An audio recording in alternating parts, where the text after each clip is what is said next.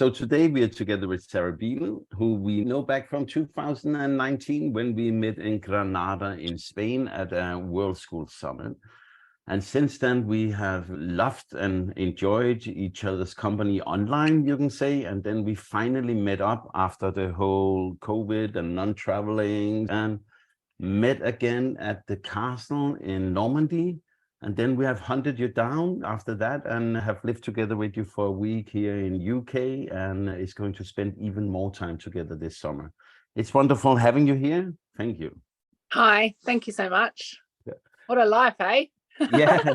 These stories, and that's a nice lead in anyway, but like the stories of how everybody meets, and it sounds unreal, doesn't it? Maybe to people who haven't moved around the world in that way, it sounds like bonkers. Yeah. I spoke to a teenage girl who's nomadic, and she said, actually, when you're nomadic and your friends are nomadic, it's easier to see people again that you meet because everybody are moving. So you can coordinate your movements and see each other. Whereas if you live in one place, you have whoever lives nearby that place and whoever passes through. And that's it. So if you meet someone from, let's say, Australia, you can be pretty sure you never see them again. But when you're nomadic, it seems we bump into each other in many ways. And now it's like really funny. We lived together last week. We're coming back on Tuesday and we're doing the recording today. It's just like, I think it just opens your mind. And so when you're in one spot, and I don't actually have any strong feelings about whether it's right to be in one spot or right, you know, some people have got strong feelings about, oh, we're supposed to be nomadic, we're not supposed to be nomadic, whatever. I don't have strong feelings either way, but certainly what we found is that by leaving our home initially, it has opened up our mind to possibility, which I think is the teenager that you're reflecting on. Like that's what they know. It's like anything's possible. And so whether we, you know, we're talking about going back to Australia where we'll probably be located semi-permanently for a bit, but still this openness to possibilities and, oh, we can do whatever we want will remain. Because when you kind of remove those geographic borders and limitations, something else happens in your brain as well. Yeah. And this idea that, oh, that's impossible, that can't be done. That idea is very much up for questioning, which is very nice. Yeah. And I will make a little detour. Yeah, let's make sure that it's just... So for some of the people listening, you will say to yourself, I've heard that voice before, and that is because Cecilia and Sarah, together with two other wonderful ladies, have another podcast called The Ladies Fixing the World. So if you haven't heard it, you should tune into that. But I am curious, and I have actually never really asked you about your story. How did you end up leaving Australia, and how did you start with the whole unschooling journey? Yeah, so I'm sure you've met other people like this too. I always had what I call a homeschooler's heart. Like I always knew that something was not for us about school, but I did fight that instinct for quite some time. So our unschooling journey and our traveling journey, they didn't start at the same time, but they certainly are part of this same story around just knowing that we don't have to do what we've been told we have to do. And that was the first little niggle, was around the school system and what I could see it was doing to kids before we were even in it, reinforced by what it was like when we were in it. And so we decided to ditch school. We never really had like a soft start. Like we never really, you know, there's a lot of families that transition from like a curriculum-based model of homeschooling and then they kind of move into unschooling because their kids start resisting it. We never did that. Our kids, we were just like unschoolers. We were already unschoolers at school, which is very inconvenient for everybody. So there wasn't really like a period of adjustment because we'd actually already, we'd really been living that way since the kids were born, except school was kind of this real inconvenient bit that we had to keep stopping our life to go do. So your topic, you know, I don't know if you introduced this when you did the introduction, but you wanted to talk about the good life, and school is not compatible with the good life. It's just not. Like I know we don't care about offending people, because probably we all talk to a lot of people who go, oh, I could never do that, or my kids really love school, whatever. Bullshit. No one loves school. Some people, I can say what I want, right? Yeah, you This can. is your podcast. And I can edit it out if I don't like it.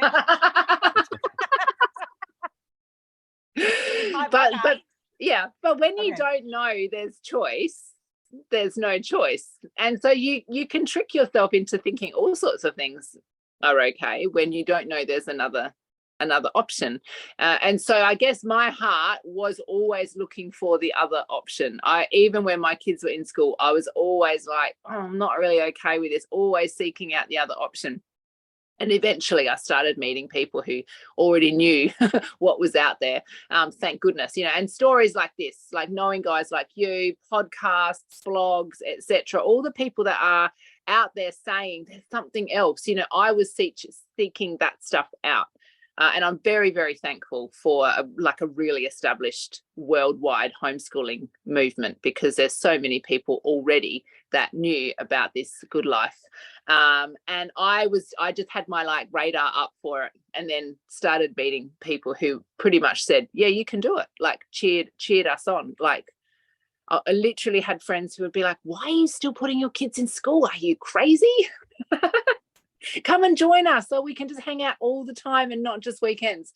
And eventually we got the guts. We got over our fears that we weren't worried about messing up our kids, nothing like that. It was actually just we couldn't quite see what life would look like without this scaffolding of school, which is preset for us, right? So it's very easy, whether you like it or not, it's very easy to just kind of get on the scaffold, right? It protects you, it looks after you, you can hand over your parental responsibility, and it's all very comfortable. So relieving.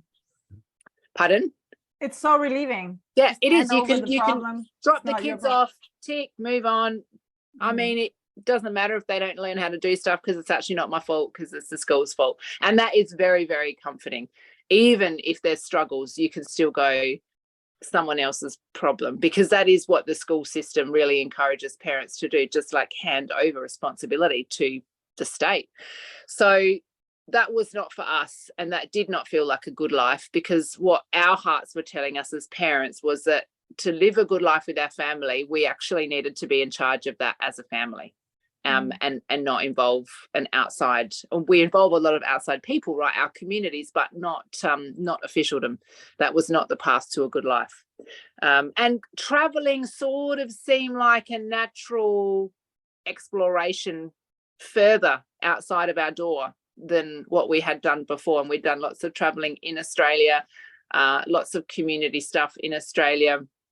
We had beautiful connections in our local community, and we could, you can spend years traveling around Australia. It's vast, right? And it's very easy to do that. But something else was calling us, we can get philosophical and spiritual about what that was. We don't know exactly, but something was just calling us to do something more. And we decided to sell all our stuff and leave the country for we didn't really know what at the time. Yeah. I know and love your husband, and I have had many good laughs together with him about life and just being stupid together.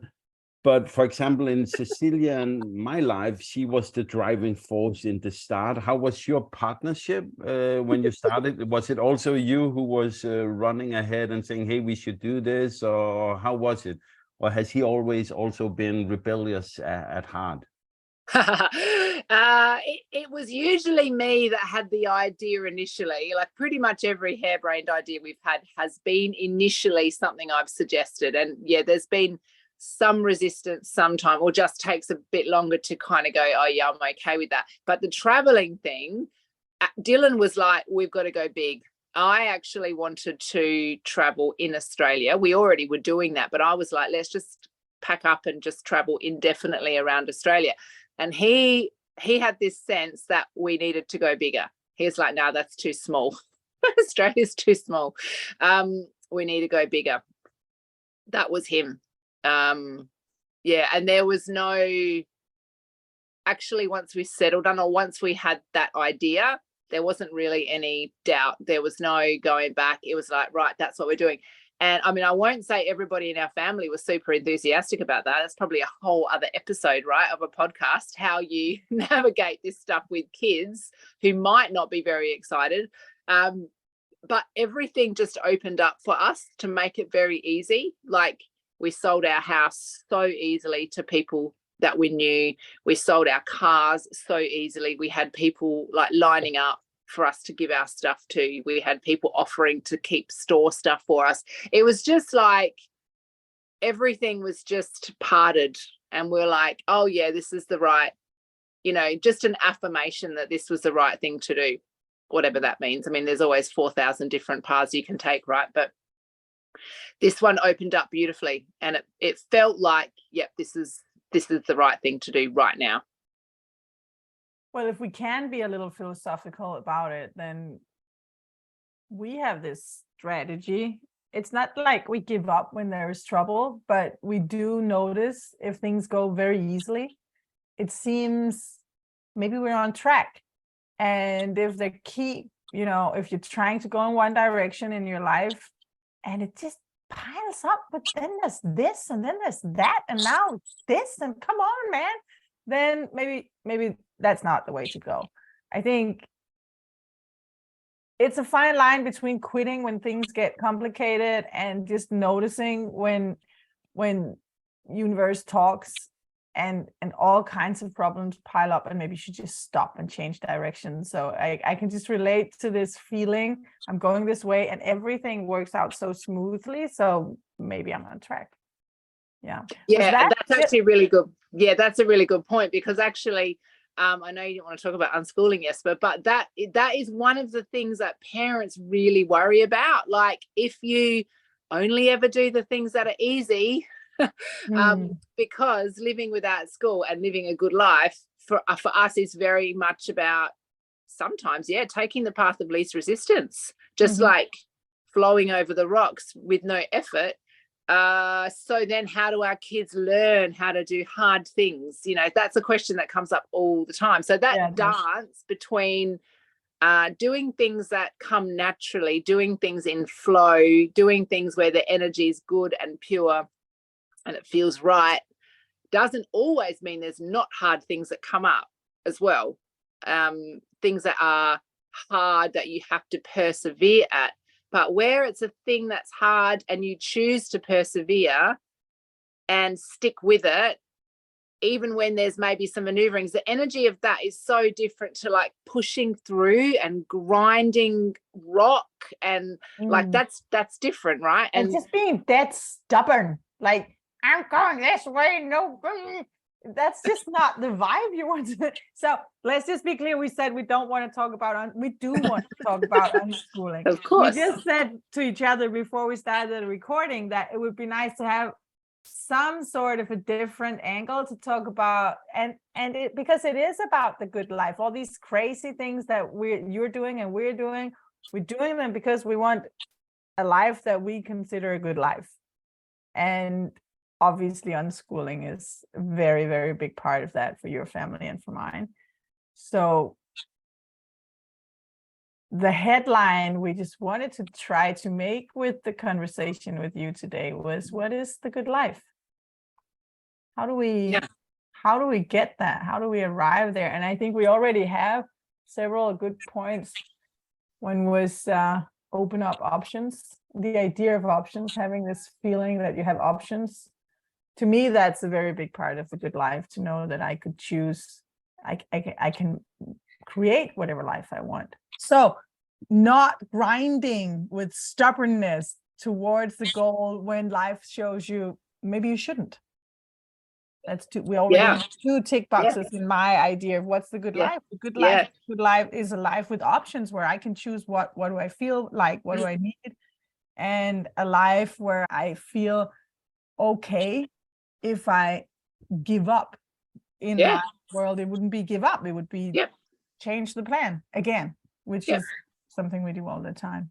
Meeting resistance with just shifting rather than like forcing through. And related to that, I guess, is how our modern world, really, the modern Western world in particular, where we're quite removed from our traditional cultural practices, is having very strong fixed ideas and expectations.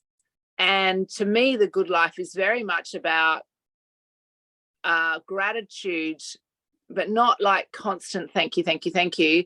Oh, I'm so grateful. But just this knowing that like everything's going to be okay, and a real acknowledgement of how wonderful life is, even when something happens that you weren't expecting, especially then. And sometimes I guess that can look like fluidity and flexibility. And so it also feels very much to me like the universe, or whatever your lens through which you see some kind of power that seems to hold us nicely, like everything's going to be okay. And rather than the only thing that can be okay is this very fixed idea.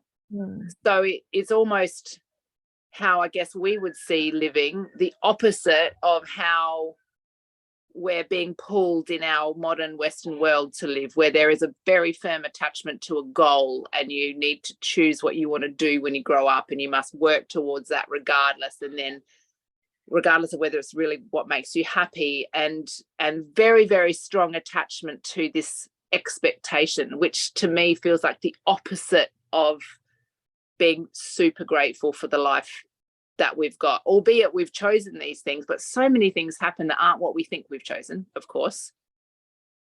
And then how we navigate those, and how we can still continue to be really grateful even when those things happen that aren't quite what we expected, which is also kind of the essence of unschooling, living without school, because we don't have any like set or curriculum-based expectations like for our children. There's nothing specific that must be learned. There's no particular time frame. But I still notice that sometimes we want to attach some benchmark, some measure, some way of knowing that we're on the right track. And then if that doesn't happen, we can suffer a lot.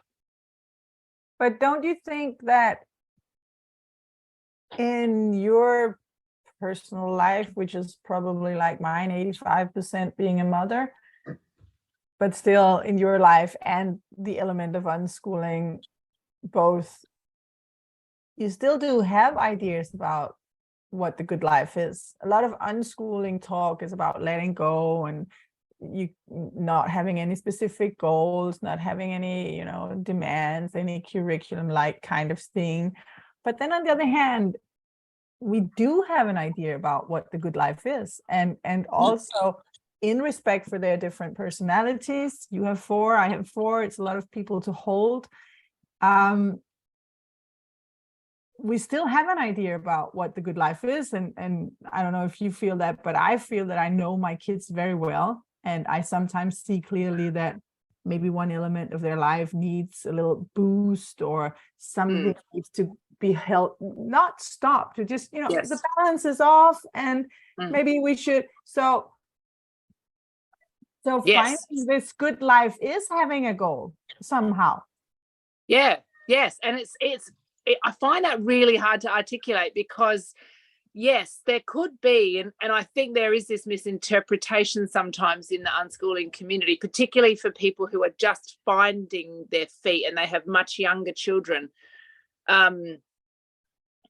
that it's so laissez-faire that everyone's just kind of floating around painting the walls. And it's not that, but it's also not holding on very firmly to a fixed idea. So I guess there's this like nimbleness that's required in our minds and in our hearts to be able to adjust, make adjustments, but have these very firm foundations as a parent. And that's where our leadership as a parent, or as a parent unit, is really crucial. Like those, I guess, instead of maybe having a curriculum to guide you, or a worksheet or a test or whatever people do in school to measure success, it might be more like the parents as the foundation are the scaffolding that holds the family unit.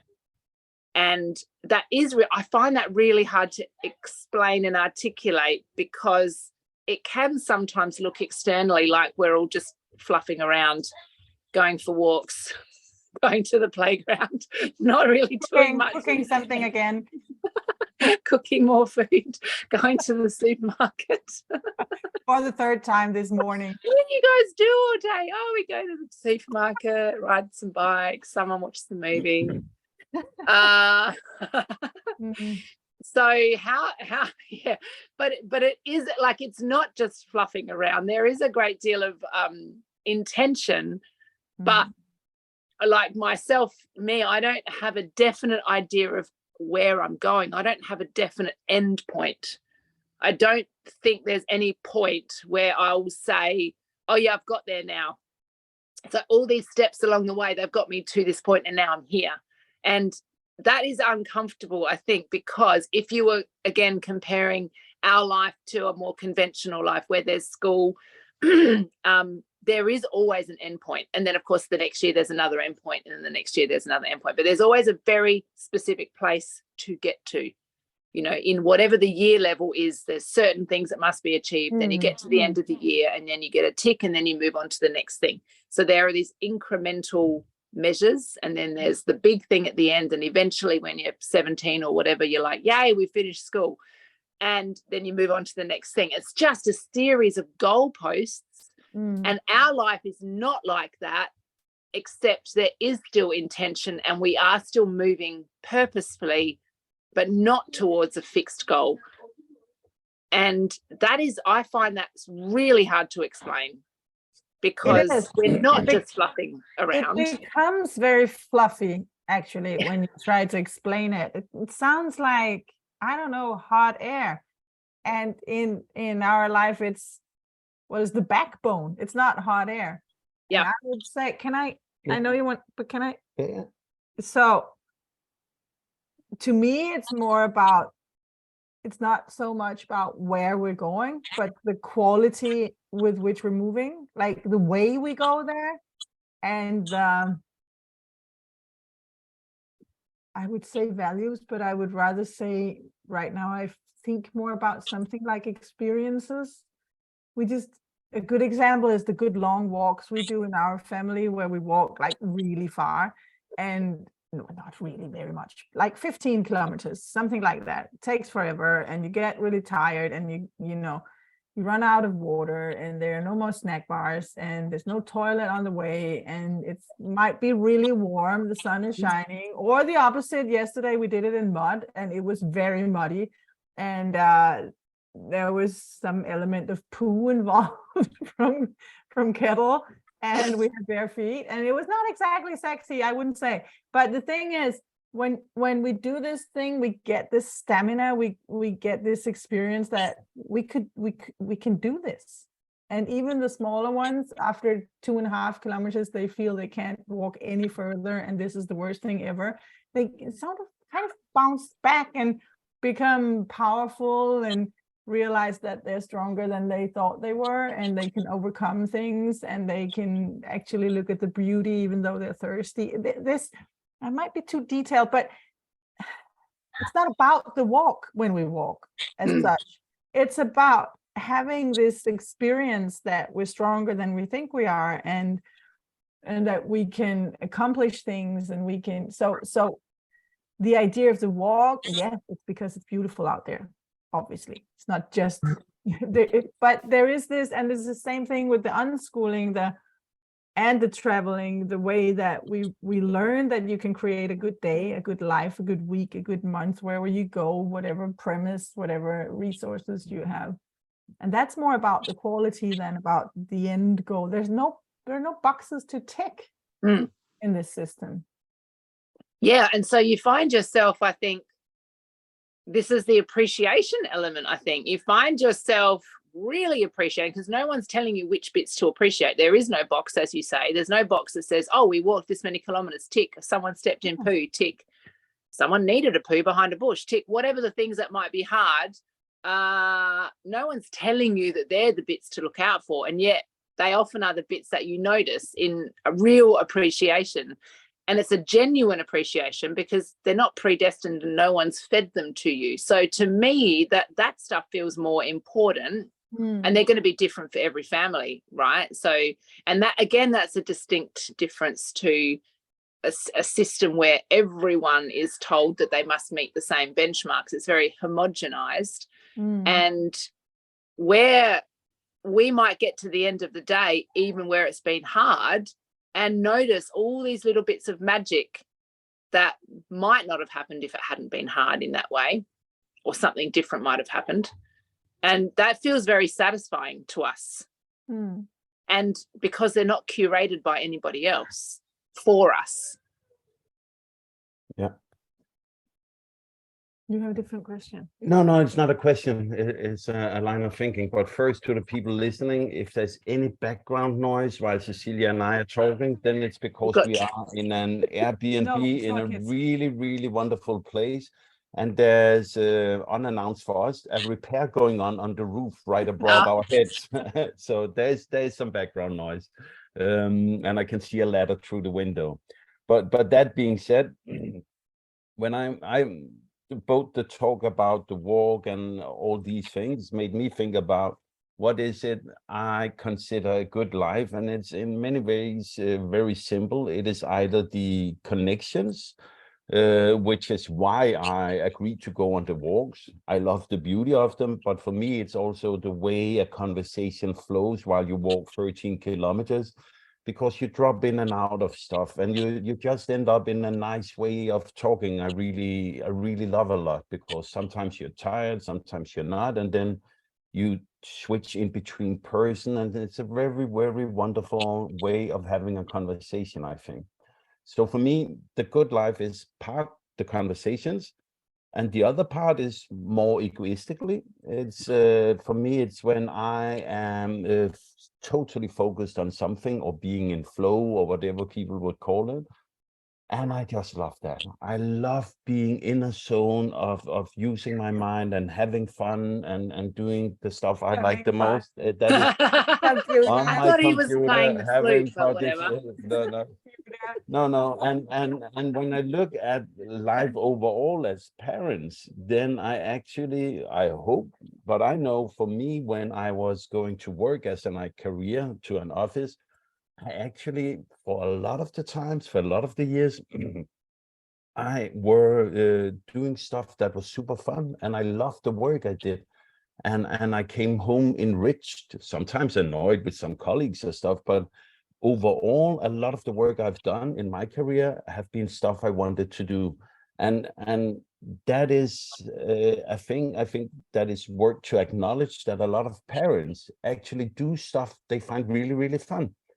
And the only problem with that I see is that we don't give the same freedom to the children, that they need to be a place while mom and dad is living out their dreams. And that is one of the things I really like about the homeschooling and unschooling and traveling life, is now my kids are free as well to do whatever makes their boxes tick, make them happy. I like that combination of it. And I like to be able to hang more out with my kids. That's again the connection. But I think those two parts, the connection and the option or possibility to dive deep into whatever you find funny, is the good life. For me, it is. Yeah. And I think there's a belief almost. So Cecilia, at the beginning of the conversation, you mentioned about being able to choose to live a life where things are aligned and therefore come more easily, right? Feel more natural. But there's almost this belief in our society that the opposite must be true to be successful, that you have to be grinding, working, achieving, pushing, and that actually there's, and that there's status attached to that. And that is taught to children at a really young age, generally, that they also must be in the grind in order to achieve and then achieve status. And what you're saying, Jesper, is actually like, why can't we all just be having fun? Like, I've why had a shouldn't we lot of live a fun life? going to work. I've had, in many ways, quite easy life work-wise, because I've done fun, a lot of stuff I found fun. And when it wasn't fun, it was because it was the wrong place, doing stuff that wasn't giving for me. But what I find really interesting, I've thought about this problem many times, that, you know, you have to work for it. It has to be hard, and you have to, you know, really push through, and then you get the success. And Yes. what I find really challenging in this is in the social field, kind of, you don't get any points if it was easy. I meet this very often. Oh, you can do that because it's easy for you. Yeah. You know, or I don't know. It seems like there's only accomplishment if there was suffering. You're not getting any social stat. Not that I need social status really, but it's just funny that if something comes easy and was fun, then it doesn't really count, does it? Yeah. Yeah, there was no graft involved. No. Therefore, you didn't really earn it. This idea of having to earn. It's as if I have to say it was really hard to learn to speak Spanish, then people get all impressed with me. But if I say, oh yeah, but it was fun. I lived in Spain for a while, and then I learned to speak the language. Then it's like, yeah, okay, that was easy for you. And it's can be almost tempting to share the stories as if it was hard. But and of course there has been hard elements. But I don't want to talk about the hard parts. I don't want to talk about whenever there was grinding, or whenever it was a little, I had to push myself, or I said something really stupid at the mechanics in Spanish and everybody was laughing because I was just being an idiot. I don't want to. I want to focus on the good part. I want to be in the gratitude you talk about, and want to just lean into the flow of whenever things are easy. So the hard part, I don't pay too much attention to them. But that puts me in an awkward place socially. Yeah, because you're one of those annoying people who finds everything easy. God, no one likes those people. there is this real yeah, I know what you mean, because first of all, I think we have to prove that we've earned it, that we're deserving. Mm-hmm. And I have found myself too pretending that certain things have been harder than they have been. I noticed, so where all of us are on social media, using social media as a tool as well as to stay in contact with people, and there's this like glorification of this like rags to riches kind of story, this like, oh, I came from this and now I'm that. So if actually you haven't had a super hard life, or you haven't had a super hard time, or you have actually accessed the things you need relatively easily, there's nothing so impressive about that. And so you can hear that, like, oh, it's okay for you, oh, it's easy for you, oh, I could never do that because I don't know if it's a personality thing. Maybe I do think some people are just more naturally inclined towards optimism, for sure. And so if you happen to be a person who is optimistic, you always will see the birds playing in the rain, even though you can't go out in the rain. You're always going to go, oh my God, look at all those birds playing out in the rain. They're loving it. And that's me, and that's probably you. And there'll be someone else who's like, bloody hell, I can't go outside because it's raining, and they haven't noticed the birds. I don't know that that's wrong. It's just different. But I think in the world schooling, unschooling community, there's maybe an overrepresentation of those who see the birds as distinct from those who are complaining about the rain. Because maybe if you are in a state where you're always complaining about the rain, you find it easier to actually have your life designed for you by someone else. If you're the kind of person who can see the opportunity and the possibility, you're probably not waiting for somebody else to choose your life for you. But I think it's probably, you know, a little bit of both, a little bit of genes, a little bit of context, just like everything else. And I think people who, I don't like talking about people like that, but I Other think people. the journey, no, we don't talk about other people because them we don't like. No, what I'm trying to say is just, I don't think I'm a natural optimist. I think my husband is. I can't claim that, but I've noticed that when I'm optimistic, things get aligned and things start to work out. But I was brought up in a Danish culture of complaining, and I was brought up by I have 4 parents, and some of them were very much in the, I worked hard for this mindset, and everything is expensive and everything is complicated and everything takes time.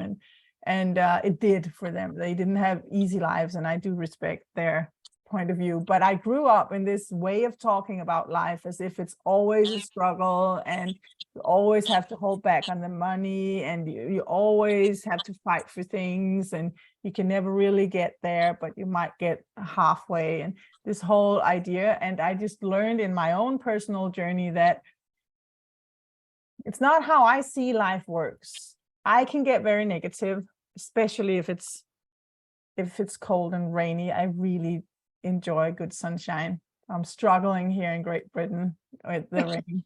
I can get very negative, and then luckily I'm married to this guy who tells me, shut up. Yeah. But if I'm positive, things seems to work out. And I think maybe living the life outside the box will teach you to be positive, will teach you to look at the birds in the rain, and maybe also appreciate you have a sofa to sit in, or at least a roof over your head. And this mindset maybe also evolves within the community of unschoolers, so we become overrepresented by positive people. I think we I think that it's easy for me to tell my life in 2 different stories.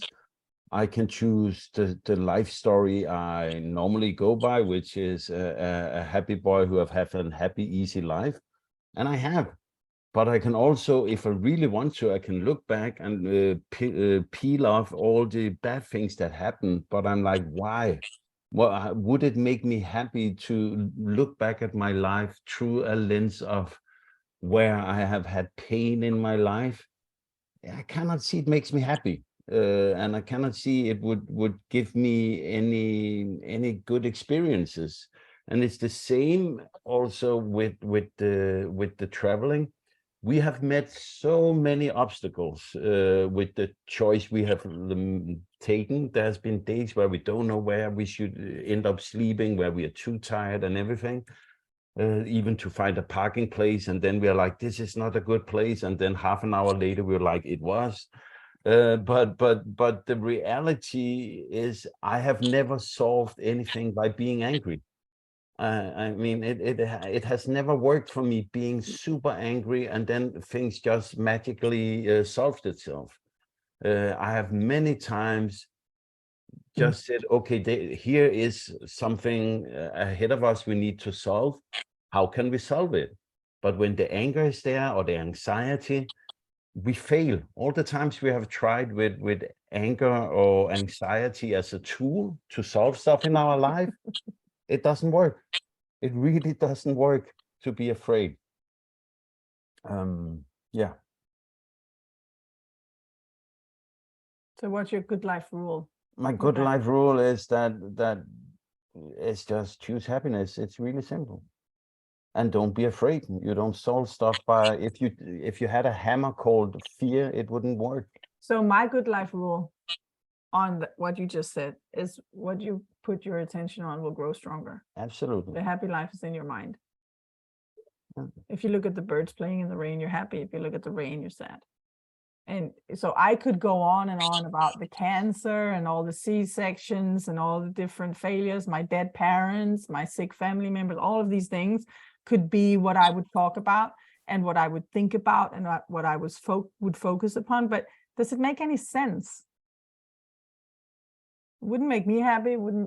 Maybe I would get people's attention. Well, everyone likes a good hard luck story. Get more likes on Facebook if I talk about cancer. Oh, you would. I would definitely pull the cancer card. Yeah. I know. Well, see, we actually, Dylan and I often sometimes forget about anything bad that's happened because we think things have happened that have been hard in our life. See, now I'm thinking, how can I find some really horrible things so I can make it sound like this is where our minds. Of course, everyone has bumps on the road, and some of these bumps are really big. Yeah. Really big. I beat cancer. I mean, that was not a small thing. But actually, when I shared the story on our common podcast a month ago or whatever, I hadn't thought about it since forever. I almost forget. It's not a thing. My hair is back. It's in the past. So yeah, I mean, it's still. I guess it's still part of you. And I don't know if you remember, Jesper, but we were having this conversation in my kitchen last week, I guess, about how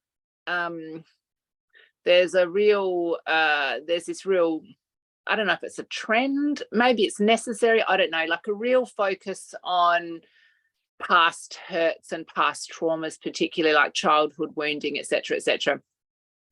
And I'm not saying those things shouldn't have regard and that we shouldn't work through that stuff, because actually that stuff comes up a lot in an unschooling life. When you're around your children all the time, there are endless opportunities to have things that happen to you as a child, maybe the way your parents treated you or some habit in your family that actually was bothersome to you. There's an opportunity for that stuff to get brought up by your children. Thank you so much, children, like constantly. So that's a part of our life too. But there is definitely we're in this era maybe of like such an emphasis on healing those things, making them leave us so that they're no longer part of us. And actually what Jesper and I were talking about was we were just making a bit of a joke really about sometimes really enjoying just something that makes us angry, some annoyance that we're like, I'm going to choose to hold on to that bit of annoyance, and it's part of me. I can laugh at it. Maybe one day I'll choose to let it go, maybe I won't. Maybe I'm going to hold on to it forever because I quite like being grumpy every now and again. And that you can kind of have a little bit of fun with some of those things and accept that they are still part of us. These things that were hard, that perhaps made us partly who we are and form our personality, because I guess we're all a combination of, how we were born, how we were raised, this external stuff that we've dealt with in our lives. And what if none of those things were actually wrong or bad? What if the fact that you had cancer wasn't bad? What if that was actually just your journey? I mean, I'm not saying it was or it wasn't, but like, it was because it happened. That's my logic. It was part of my journey. How can I say it's not part? It was. Yeah. It is. Yeah. My point before was just I actually forget about it. Just like you said, you have to scroll through in there for a while to find the bad pieces, because that's not the stories you keep sharing. And I will not forever remember the big cow shit piles from yesterday from that walk, because I will remember the beauty and the eagles and the lake and the views and all of that. So it is a question of how you sift through all the things in your life in small scale and big scale, and what do you choose to talk about, what do you choose to think about, what do you choose to focus on. I think that's a very, very big part of the puzzle to find the good life, is actually to find it in here, in the patterns of thoughts, in your third eye. In my third eye. But I think no, I would just say brain. Going back to what we talked about in the kitchen there last week. It was really a funny, wonderful conversation. But the idea is kind of, if you start to work with yourself as a person, you look back into your life, because you like to do a lot of naval research where you look at yourself and your own feelings. And I can understand a need to get an understanding for why am I like I am today? Why do I act like I am today? But at the same time, I'm like, if you are past 30, then it's your life. Then how can you go back and talk shit to your parents about what happened 25 years ago? It's 25 years ago. They've probably been sad about how they've been parents for many, many years. I know I've made mistakes toward our youngest a lot of times, and I cannot change whatever I did or said wrong or how I treated her. And Our oldest, you mean? Yeah, our yeah. oldest, I think. yeah, yeah, our oldest, sorry. But you did make mistake with the youngest as well. Yeah. Just to get Just that to be Youngest, clear. to clear that out. Clear. I've made lots of mistakes as a parent. But when you Uh, say she yeah. cannot be the youngest. No. And what I try to do is I go back and say, hey, I'm sorry. I wish I had known better and I could do better. But my parents, even though I can be annoyed over how they were as parents, what will it solve that I go and tell them?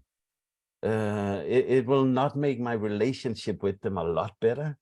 What I can do is just look at my life, say, what do I like to do? And how do I like to have my life together with my parents?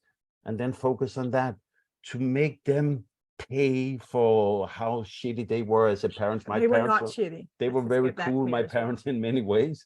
But there are stuff, you can always find something you were annoyed about. My brother got a cooler jacket than I did. And That must have been very hard. it was very hard, you know. Cool jacket. It was a very cool jacket, and I was annoyed. And now I can look back at it with eyes saying, okay, my brother sometimes got bullied and he didn't have the cool jacket, so they decided to give it to him. I didn't need it because I didn't. And I'm like, but back then I was really pissed. And now I look Holding on to it. I'm not holding on to it. I'm using it as an example. It annoyed me for years until I'm like, okay, I understand. I would have done the same, you know. Yeah. And Can I say something? Yeah. Just because you are saying something very important. What you are saying is we all have a backpack. I call it la mochila because I learned about this way of describing it in Spanish. We all have a backpack. We all have a story. There's something in there. And when you pass your 30th birthday, it's your backpack. And trying to send off the responsibility for that backpack back to your parents, grandparents, whatever. If you sit down with your legs crossed to think about it and understand where it all comes from in your past and your parents' past and maybe grandparents, maybe culture, maybe whatever, you will become smart, and that's a good thing. But if you blame and shame other people and throw away the responsibility for your own happiness and put that in other places, then I just think you're missing out on life. I think when you're grown up, and let's say you're grown up when you're 30, then it's your backpack and you have to appreciate having it. It's your past, and maybe just carry it with you. If it's too heavy, I'm a trained psychologist. I mean, I should believe in going back to all these childhood things and working through them and letting them go, but I don't. I actually think for as long as you can carry your backpack and it's not getting in the way of flow and love and happiness and ordinary life, then just carry it. It's your backpack, and there's good stuff in there. There is. And I think that's what you were saying. And that's the short version. That's the short version. Plus, I have never met anybody who has invented a time machine. So I cannot change what I have done. My parents can't change what they have done. What I can change is how I act towards life and what comes in my direction. But what you also can change, I will say as a professional, is how heavy it is in the backpack. What happened in your past. Yeah. That you can change. You don't have to reverse time. You can take it out and you can work with it. And if it's heavy and if it's really getting in the way of your happiness in some way, I think totally you should do it. I'm just saying this whole, as you said, Sarah, trying to take everything out and trying to get rid of having a past with bumps on the road. Yeah, because there's this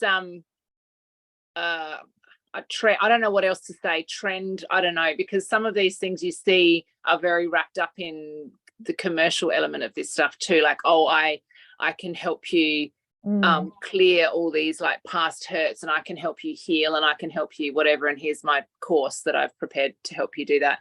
And I'm not saying that's wrong, but like, I think if you believed that in order to live a good life, a purposeful life, a life where you're thriving and contributing to your community in an important way, if you believe that in order to do that, you have to be completely clear of all of the things that have happened to you in your past that were hard, that is a pretty impossible goal to be reaching for. And certainly, yes, there's lots of things that you can do to kind of calm your nervous system, so that when your backpack gets really heavy and one of these things comes to the fore and you feel that you're going to fall over, there's tools and there's things that you can do to lighten the load. But I'm not sure. I mean, the most interesting people to me are the people that are like carrying quite a lot of this stuff, and they're learning how to like coexist with it and find peace even while they're carrying the backpack. Because then there does become this like competition, like, oh, I've got a heavier backpack than you, so that's why I can't be happy. Well, I used to have a very heavy backpack, but now I went through these 900 courses and all of this inner journey, and I took ayahuasca and I lived in a cage or whatever, and now my backpack is, I don't have one. I'm a backpacking minimalist. And you're like floating in the air. Like, it's almost the same as we've talked about before. This, it has to be hard, and you have to have worked for it, and even reminds me a little bit of that school system thing. Like, so when you enter in one end of the school system, you're wrong, you're not good enough yet. You have to have a lot filled in there, and you have to be put into the mold so that you become right. And this idea emotionally that I'm not good enough as I am, I have to learn all these things, I have to change all these things, I have to tick all these boxes so that I am what I am supposed to be. That's not a great position to live your life in. We were a miracle when we were born, and I am 48 years old and I'm still a miracle. And not just me. We all are. You're not special. No, well, yes, everyone are. And we don't have to live our life in this, I could do the exam a little bit better, and I could do more in a work, and I could clear off this from the past, and I could whatever. I mean, yeah, because I've seen people who they're still in that energy of like striving, which is different subtly maybe to moving purposefully, striving, pushing, trying, beating yourself over the head in order to free themselves of the backpack. I love the backpack analogy. And I'm going to add something about the other end of the backpack analogy in a way I've heard it used differently, which is related in a minute. I'll circle back to it. But so if you're like in that energy of constantly like trying to deal with the stuff in the backpack, it's the same as like striving to get excellent grades in school, striving to get a promotion at work, like that energy of like pushing. And I know so many people who get frustrated because they're like, I've been working at getting rid of this weight in my backpack for so many years, and I've done so many courses and so much healing, and I've invested so much money, and it's still there.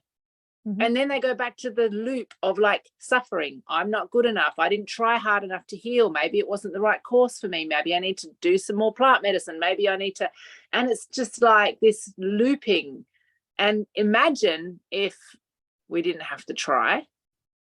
Imagine if we could just find a different way of adjusting the backpack, and which doesn't, I don't think, mean that we have to accept if we're just like leaking and bleeding all over people with our temper or triggers, or like all the things that all the ways that these things play out. I'm not saying like we all just get to be assholes because our parents were mean to us and we have to accept that. I'm not saying that, but like I just see so much pain in people trying to free themselves of this stuff because they think that's what they're supposed to do.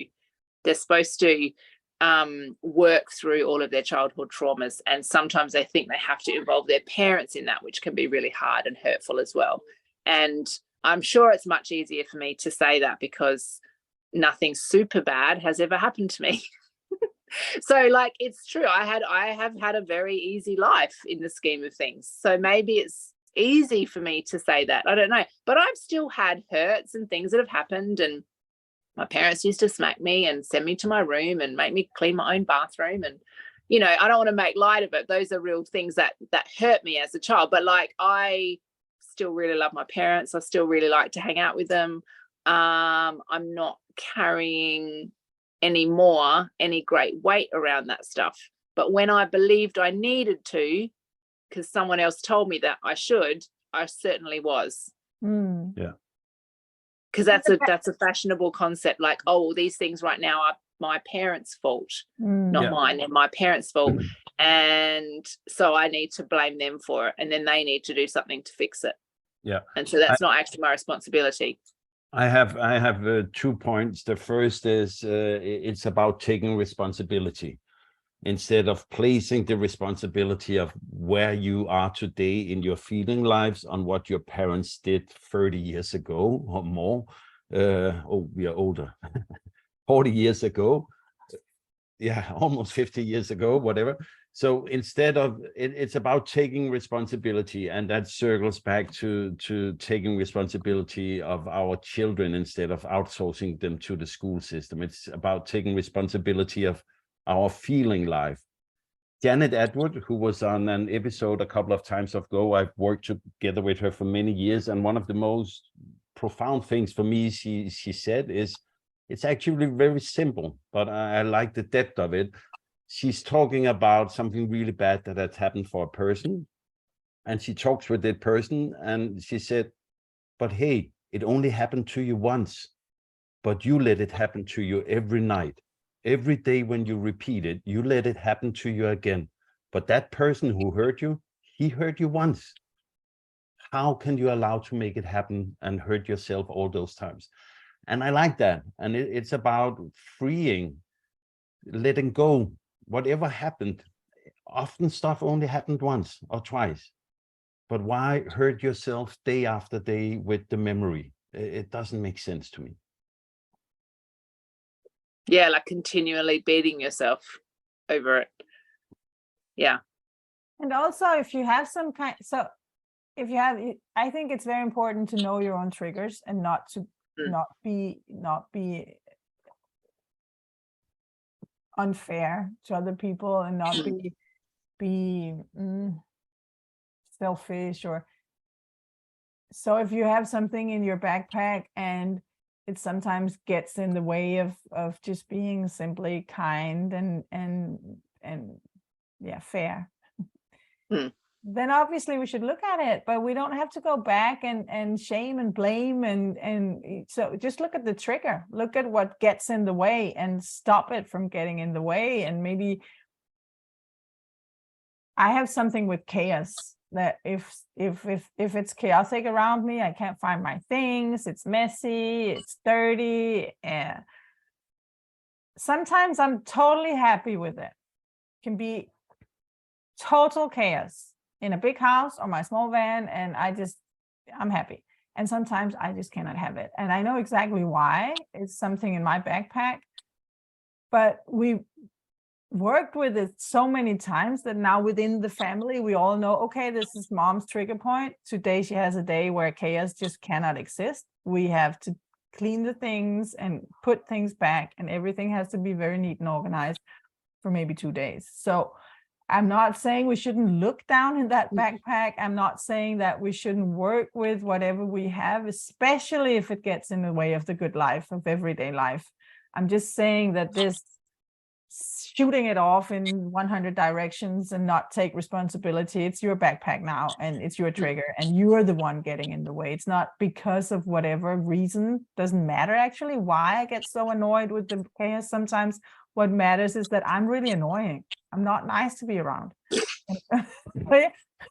Well, if I'm triggered by chaos, I'm just not nice. I'm just so frustrated and negative and annoyed that I can't handle it. But now we've been living together for many years and the kids know me, they're not small anymore. We can all say, okay, today is a day where we have to organize, and then we do it, and that's it. So, and we don't have to discuss why, and I don't have to call family members or think about, because I did have a not easy life. I have things in my backpack that you don't want to think about, but they're there. And to be fair, the backpack metaphor. It's a great metaphor, but it's not really real, because the real backpack you have in your personality doesn't weigh the same all the time. A real backpack that I will bring on my walk up the hill today will weigh the same all day, except for the water I drink. But my emotional backpack changes all the time.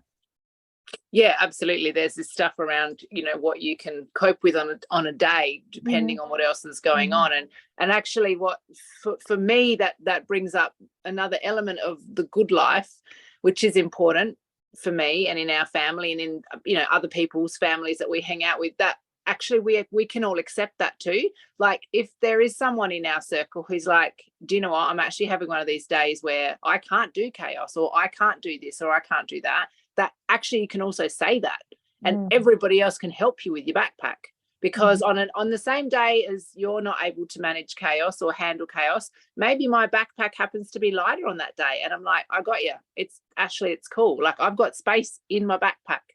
And this is why it's so important to have communities, and because we actually can share that load, and when there's no judgment or shame around someone, and we've been living with another family this year, and there's been a lot of learning around that stuff there. How, like, oh, I'm having a day I'm having a day where, like, this is giving me the shits.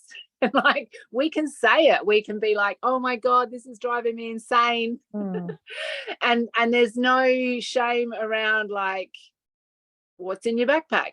And it's really beautiful. It's really beautiful to be around other families who have this same idea of, like, oh, we can spread the weight. Like, it's actually totally fine. And if you want to go have a grown-up tantrum because someone folded your towels wrong, things that annoys me.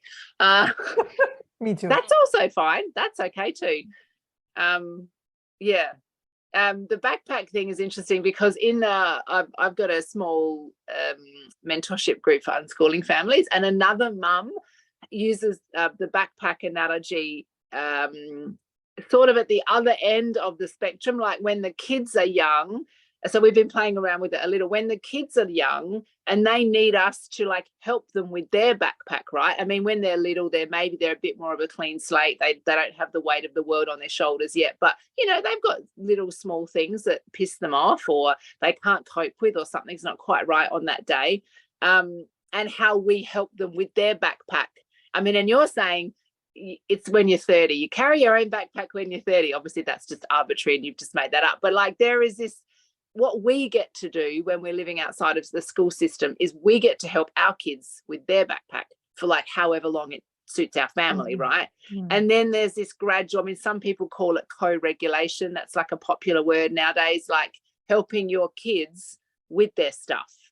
And then gradually they can take on more and more of their stuff, which I guess is another reason why we have to work out effective ways, whether alone or with other people, to carry our shit, because often we've also got to help our kids carry theirs, until there is this, like, gradual transference of responsibility, which to me is why those family foundations are so important, and why we want to be part of that rather than the school system or anybody else. Like, we want to be the ones that co-regulate with our kids. We want to be the ones that help them with their backpack for as long as they need us to.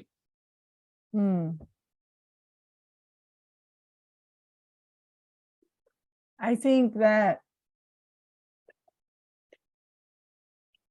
in my experience, my kids sometimes carry my backpack. They're not small anymore, so it changes over the years. But one of the greatest for me to talk to when I'm off is my oldest son. He's just, now I'm going to point at one of them, and some people think you shouldn't, but they're all different. And my oldest son, if I have an off day, he will see it before anyone else, even before my husband. He will come to me and say, Mom, you know, how are you?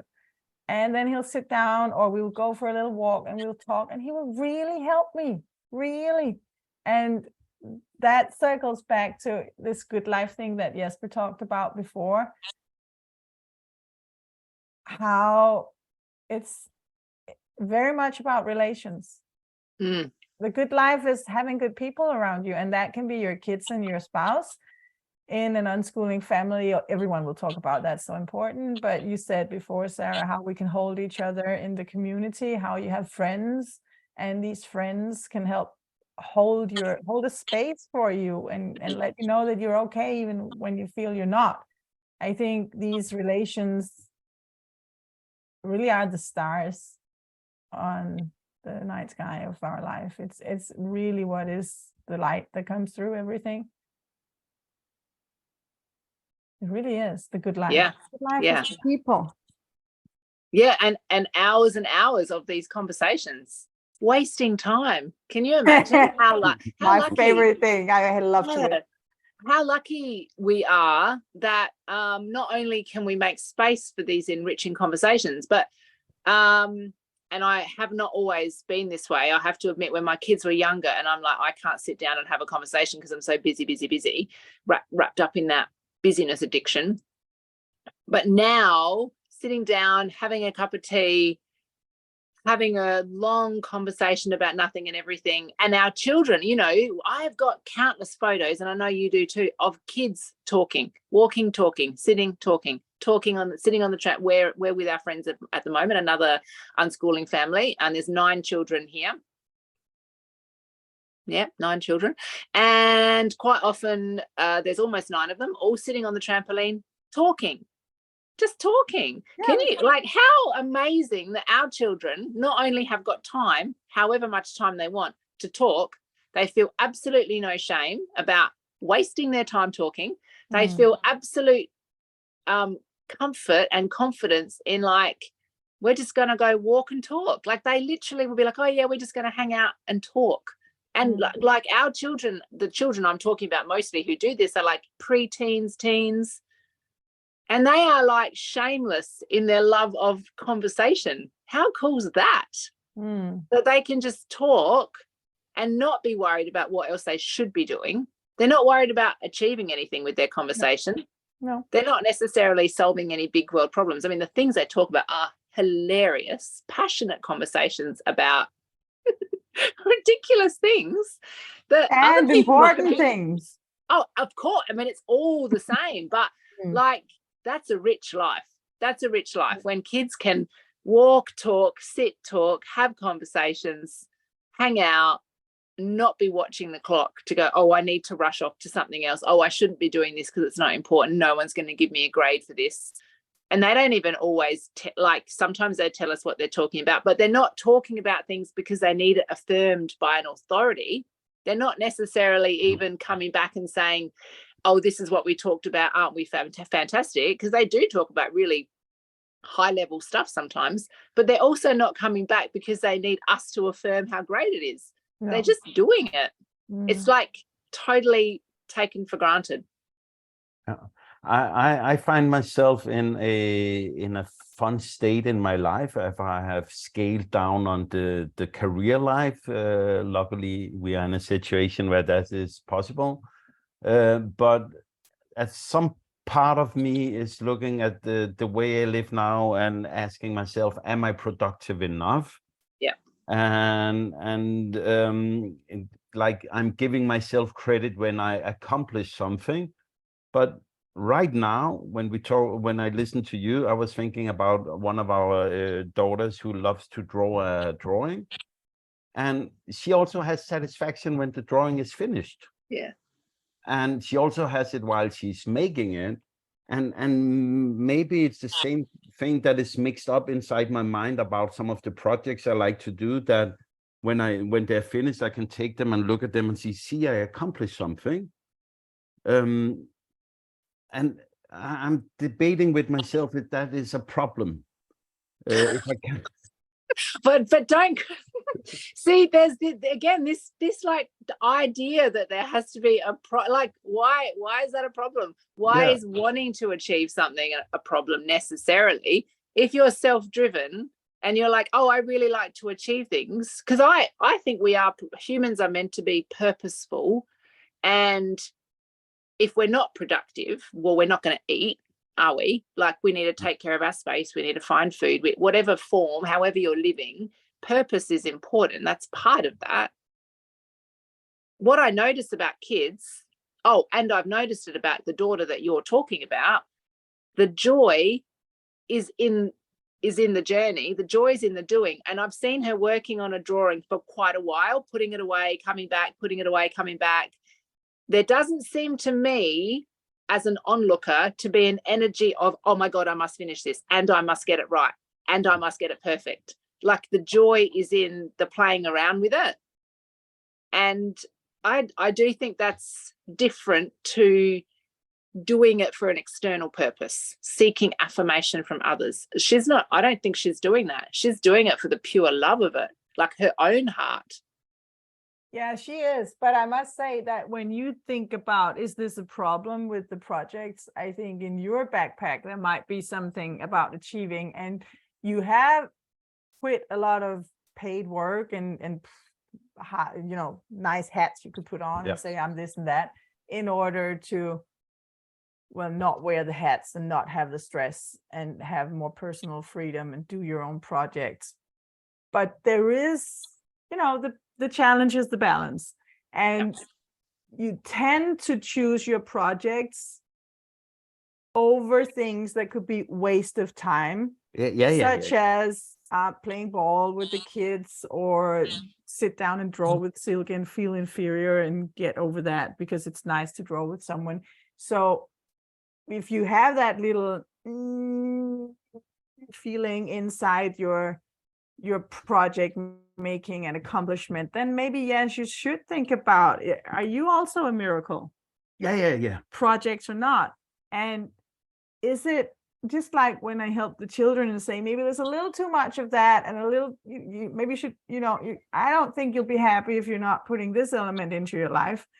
Then maybe it's the balance. It's not they're not a problem in and of themselves, but maybe sometimes they get in the way of other things that you want to do, but you don't do them. Now you don't want to hear it anymore because you're married to a psychologist and it's really annoying. I'll shut up. But it's very cheap somehow. No. I No. think But actually it would have been cheaper for you to just pay a psychologist. yeah, it would, but not so fun. No, but I think that is the challenge, and that's why I'm working with it and acknowledging it. But in some point of my journey after scaling down the full-time work, it was almost like, no, now I want to make a project, but that's wrong. That's just my old mentality driving it. And I actually really, really love the journey in working with the projects I work on. But I can also see that through my life of being in a career for 25 years, I am so good at what I do there. And there's so many of my old hobbies that I haven't practiced very well for 25 years. So it is a muscle that needs to be worked with. You have to, I think we all have to, now it's not about you, Jesper, we all have to work with this. Is it a waste of time? The busy, the achievement, the accomplishment mindset will stop us from looking at the birds in the rain.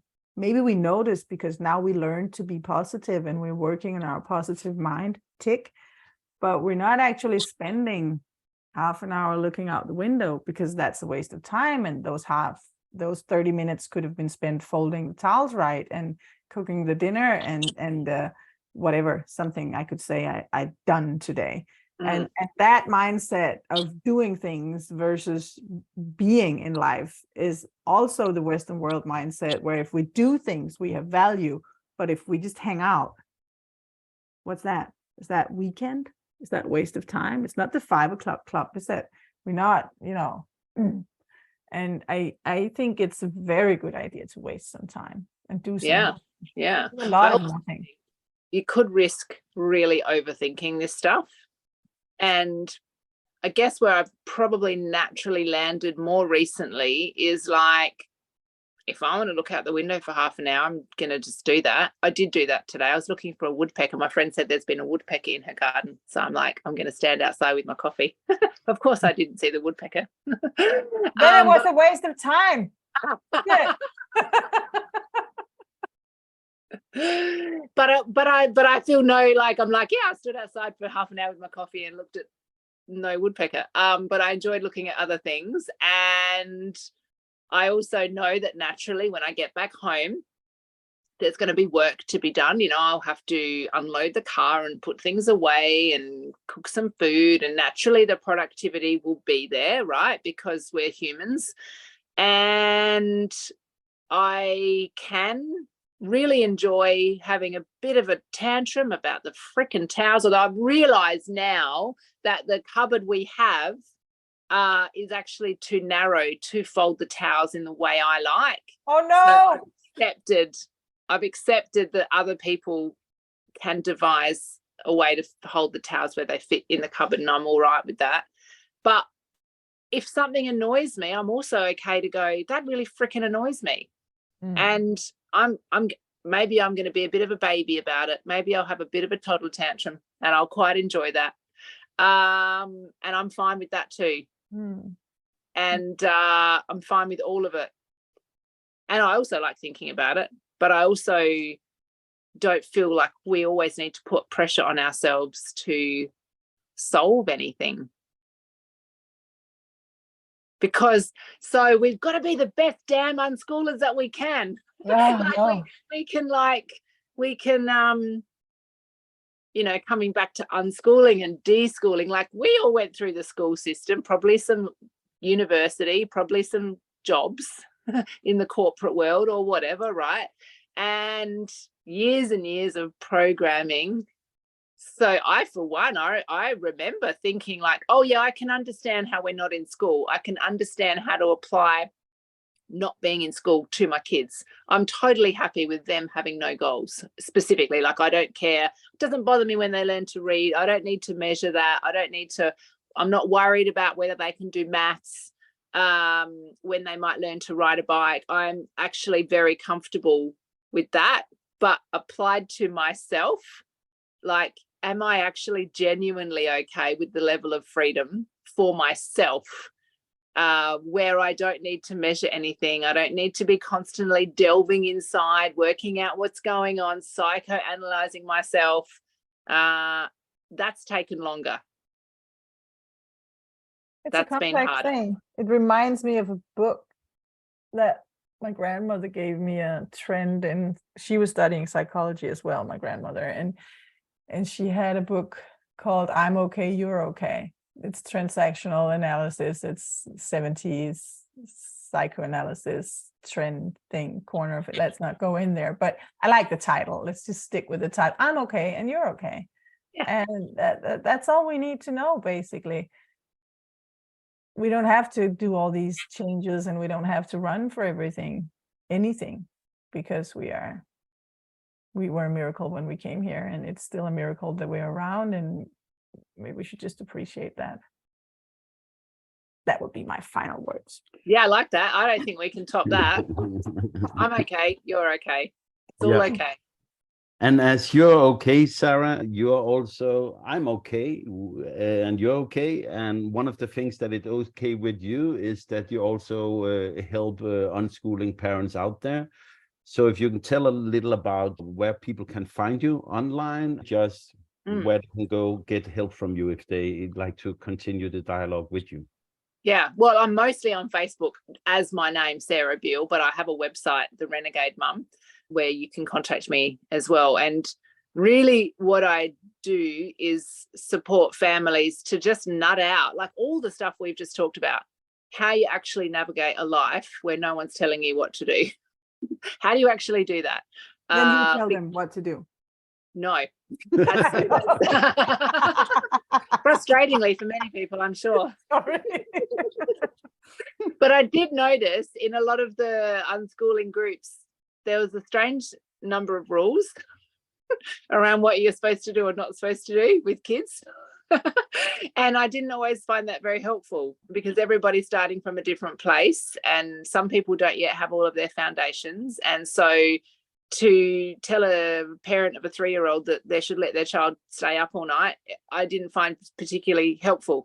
So really, I'm about what things look like in your family, what works in your family, and more, because this is quite new for me, the way I'm approaching it, how we can build our foundations as a family so that we actually can be free, but purposefully and in a way that's meaningful. And ultimately, we do want to grow our children into people that can thrive and be part of the community, and how we can do that with, through an unschooling lens.